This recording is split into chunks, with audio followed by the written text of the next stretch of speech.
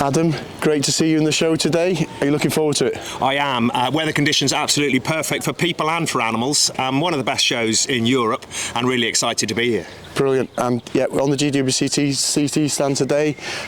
We've had a great show the last couple of days. It's really good buzz in the area now.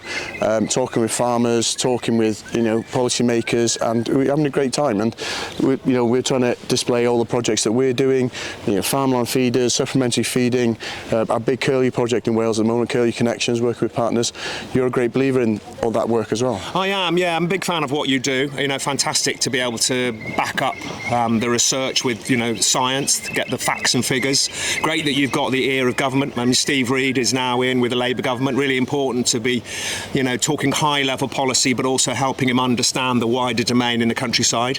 And that balance between food production and nature and conservation is absolutely key in the world that we live in.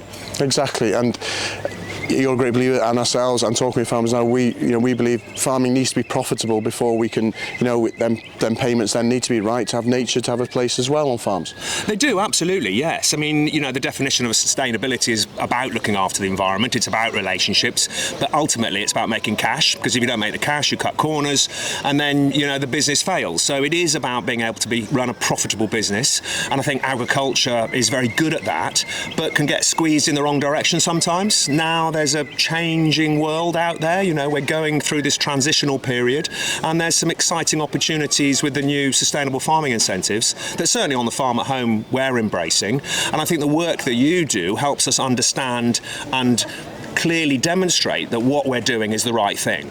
We're not just trying stuff. We have the evidence and support of organisations like you to help us. Yeah, and that's what we're here to do, to help farmers.